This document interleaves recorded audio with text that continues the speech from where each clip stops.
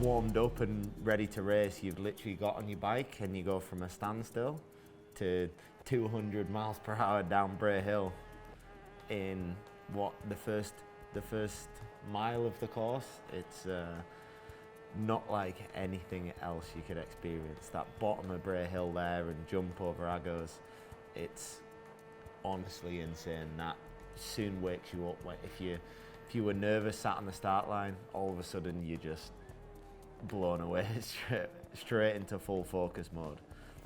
And then down all the gears into first gear, coming out of there, right back up to top gear again. It's a really big corner, 6th gear on a superbike. It's Is it a flat out corner?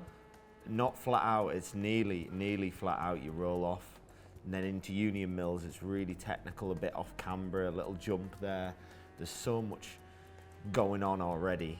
And now this is the big part of it though.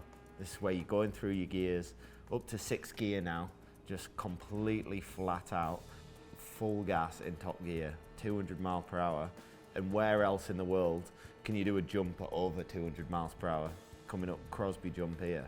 And I've got crossed up on it and got a bit sideways, and that was a bit of a scary moment for me a couple of years ago. You honestly, making sure you're on the right part of the road to avoid sections that you know where the bumps are on the road. So making sure you're on the right positioning on the road is very important. For all these corners here, you have to be at the right point of each turn, because each corner leads into the next one and the next one and the next one. So if you mess one up, you mess them all up. Now this is a really technical section. Coming through here, there's often damp patches through this section. If it's been raining like the day before, they'll hold a little bit of water in here because it's so shaded, there's trees everywhere. So it'll be a dry patch, maybe a tiny bit of a damp patch or something through here. But it's bumpy. There's a little jump there past the Black Dub, and another awesome place to spectate on the course. So undulating up and down these hills, which I think is awesome that the game shows all these undulations. It's not a flat course, not by any means. It's up and down hills the full time. Like just now, going up past Sarah's cottage, it's up a really steep hill. If you want to walk up here, it's genuinely a steep hill to walk up, and I think you can really see that in this game footage here. To the famous McGuinness's Corner, a really fun section, one of my favourite sections. Coming up to Balagary here, really cool corner. You'll always come to the left here and do a bit of a wheelie as you go down the hill. And then as you get to the bottom, there's a big compression at the bottom here, like you almost jump into a little dip that you can see the bike wobble there. It really does, and it's really difficult to get through there on a lap in real life, because it's a big compression of all the suspension and everything. Here, Sulby Straight, you always get the Sulby speed trap here. Always 200 miles per hour, around 200 miles per hour. And with all the tree, it's like a tunnel, no? It feels like you're going down a tunnel. Yeah, absolutely. With the trees over the top, and then trying to get it stopped into here is always a big challenge. A few people have ended up in the field at the end of that straight, because you're flat out in 6th gear for so long, and it's very easy to miss your braking marker.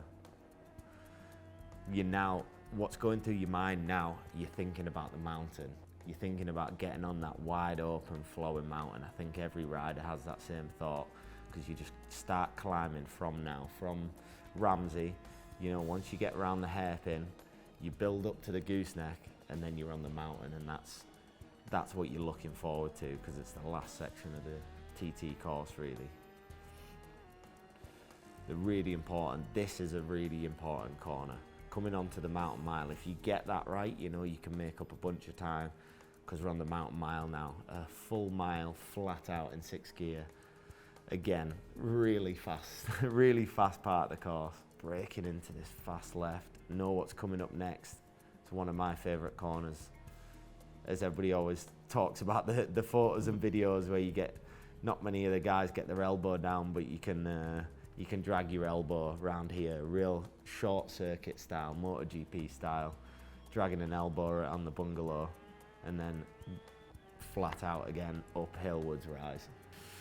30-second milestone, again, like 3 apexes to the corner. You have to know them and get them right. If you make a mistake, you're off the side of the mountain. That isn't going to be good.